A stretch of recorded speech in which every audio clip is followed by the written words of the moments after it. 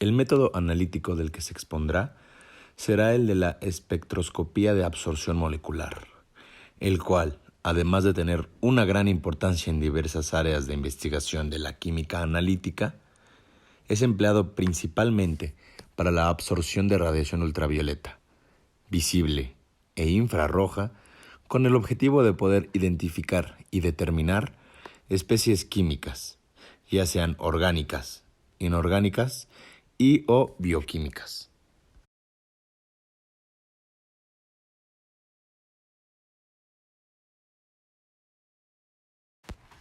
Aunado a lo anterior, la espectroscopía de absorción molecular en las regiones ultravioleta y visible del espectro tiene una gran importancia para el análisis cuantitativo, siendo aplicado en laboratorios químicos y clínicos con mayor frecuencia si se compara con cualquier otro método.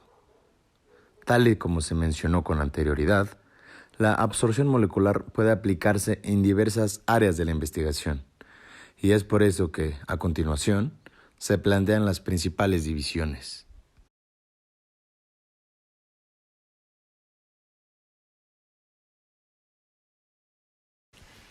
Por otro lado, si nos adentramos en la espectroscopía, pero ahora de absorción infrarroja, podemos señalar que es una herramienta muy poderosa para determinar la estructura de diversos compuestos orgánicos e inorgánicos, lo cual permite determinar niveles de contaminación ambiental por medio de un análisis cuantitativo.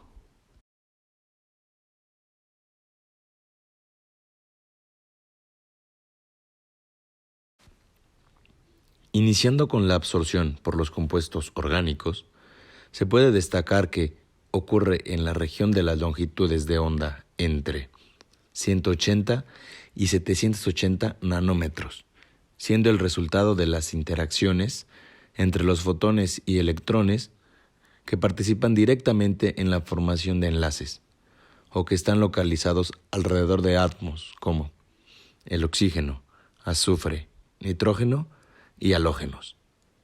Todo este fenómeno en cuanto a la longitud de onda de absorción de una molécula orgánica está directamente relacionado con la fuerza del enlace entre los electrones.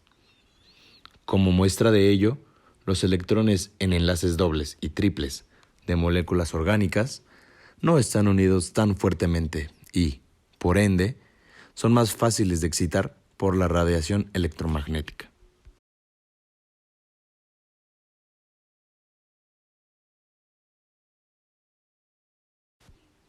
Ahora bien, al hablar de la absorción por especies químicas inorgánicas, se puede decir que, de manera general, los iones y complejos de elementos de las dos primeras series de transición absorben bandas anchas de radiación visible en al menos uno de los estados de oxidación y, como resultado de ello, estos compuestos presentan coloración.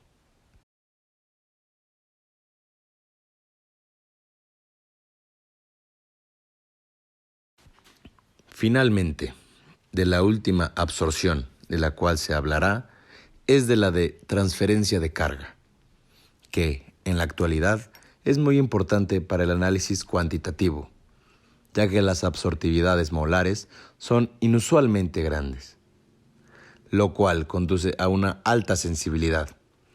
Es por ello que muchos de los complejos orgánicos e inorgánicos cuentan con este tipo de absorción, y por eso se les llama complejos de transferencia de carga, que se caracterizan por contar con un grupo donador de electrones, enlazado a un aceptor de electrones.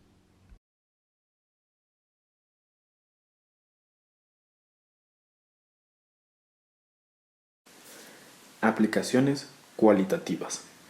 La espectroscopía ultravioleta y visible para mediciones espectrofotométricas con radiación ultravioleta para detectar grupos cromófotos.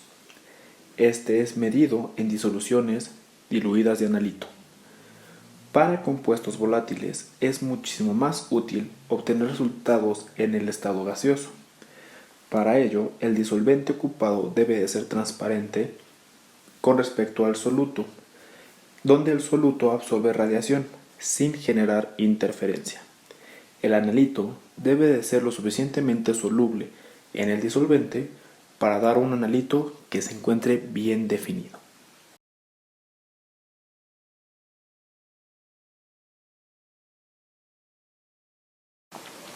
Aplicación cuantitativa.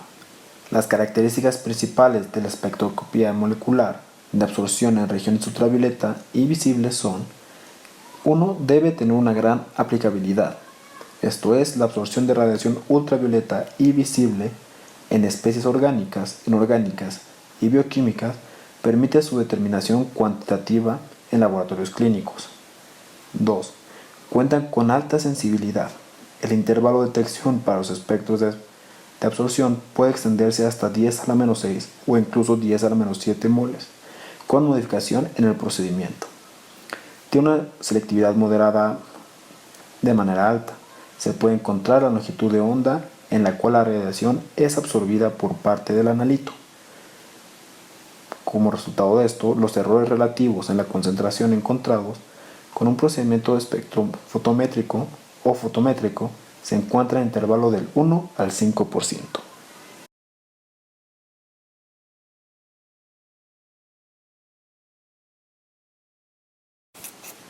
Interferencias para la absorción. Existen interferencias para el método seleccionado. Son de carácter molecular y atómico, clasificados de manera física, química y espectral.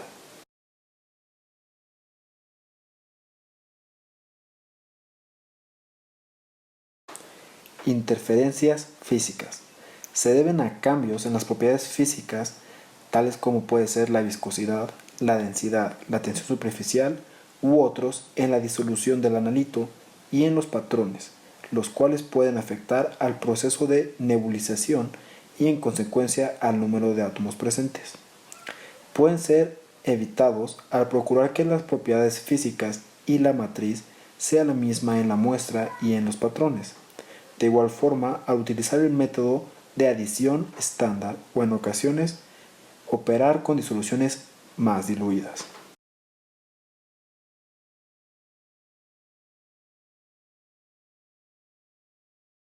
Interferencias químicas. Ocurren cuando algún tipo de compuesto químico está presente o se llegue a formar, tales como la formación de óxidos, hidróxidos, carburos o nitruros metálicos, térmicamente estables, y cuando en la muestra existen aniones o elementos que pueden formar aniones. Las interferencias pueden evitarse aumentando las temperaturas o empleando agentes liberadores de cationes que reaccionan preferentemente con la interferencia, o con agentes complejantes protectores que evitan la combinación de elementos de interés con la especie interferente.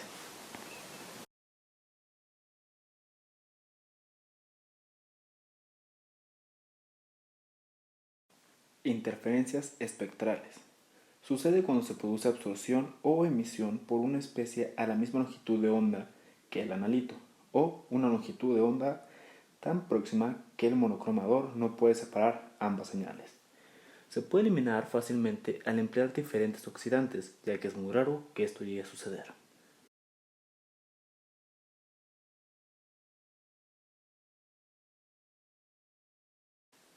En cuanto a materiales de referencia certificados, existen diversas compañías y formas que supervisan con las que se pueden adquirir.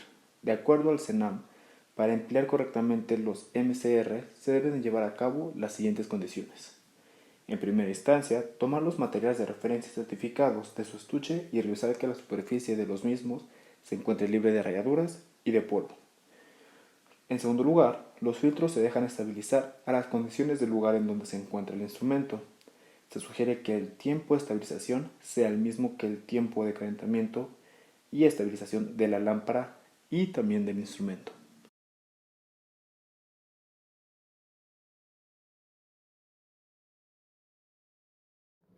Los materiales de referencia para la espectroscopía se dividen en dos grandes grupos. En primer lugar, tenemos la exactitud fotométrica, en la cual podemos encontrar materiales de referencia como el dicromato de potasio, los vidrios de densidad neutra, el ácido nicotínico, los filtros inorgánicos y el tolueno hexano. Y para el segundo grupo tenemos las exactitudes de la longitud de onda, para el cual los materiales de referencia son el óxido de olmio en ácido perclórico, el óxido de samario en ácido perclórico, el óxido de dimio en ácido perclórico, los óxidos de tierras raras, los vidrios de óxido de olmio, los vidrios de óxido de didimio y el vapor de benceno.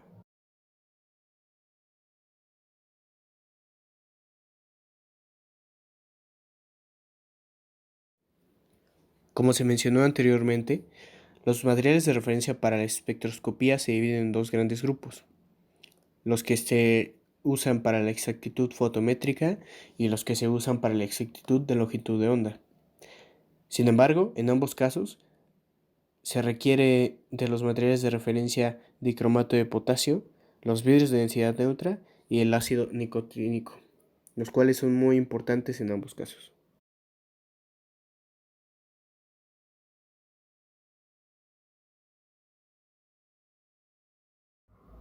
En cuanto a los cálculos, como presenta la fórmula que está en la imagen, el ritmo de absorción depende de la intensidad inicial de la luz y de la concentración de moléculas. De esta manera, cuando un haz de luz de intensidad I recorre una distancia dl en una muestra con una concentración de moléculas B, se produce una atenuación de intensidad dl, dada por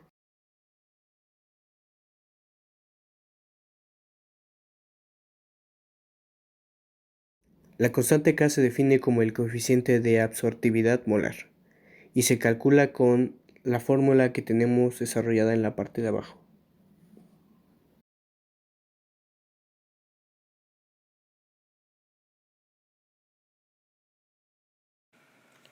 La ley de Beer-Lambert para la absorción, que relaciona la intensidad a la salida de la muestra IF con la intensidad inicial I inicial, la concentración de moléculas y la distancia recorrida por la luz en la muestra L, tal y como se presenta en la fórmula a continuación.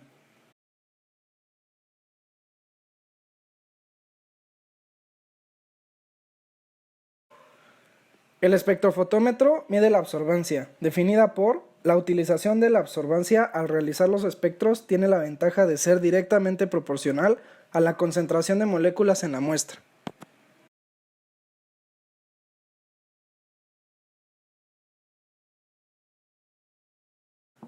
En cuanto a la calidad de resultados, un procedimiento espectrofotométrico o fotométrico se encuentra en el intervalo de 1 a 5%, por lo cual es un método con bastante exactitud si se compara con otros.